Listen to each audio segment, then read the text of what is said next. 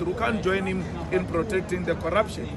He said in the audio he knows of people who used our money to campaign internally in the ANC. Have you ever seen Cyril Ramaphosa at a police station to open a case?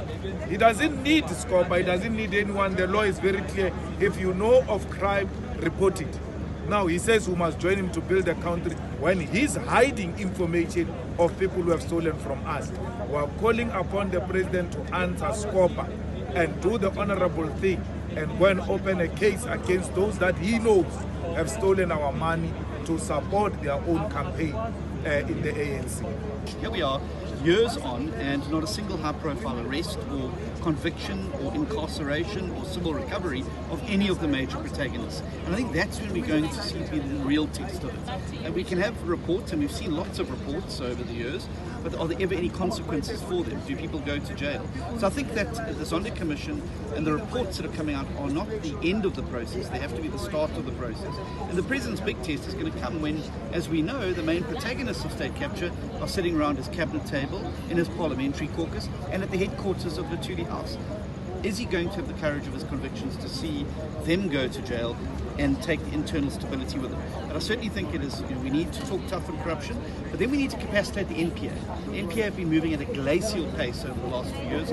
I don't think they've got the necessary funding or capacity to be able to drive a mass prosecution process. So I think that was encouraging tonight was the openness to private sector skills coming in to assist, and I think that is something that we should promote as well. We need to see consequences for those that fail, and the collective responsibility agenda is certainly detrimental to consequence management, accountability and oversight. And so the President has missed an opportunity.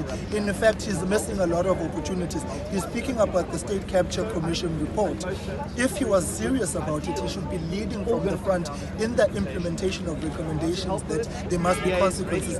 Chief amongst these consequences, that he's got a Minister of Communications who is cited in a Denel matter in state capture. So as far as we are concerned, if the President wants to demonstrate that he's got his levers firm, his hands on the levers of power quite firmly, there should have been people that have been fired, starting with the Minister of Communications.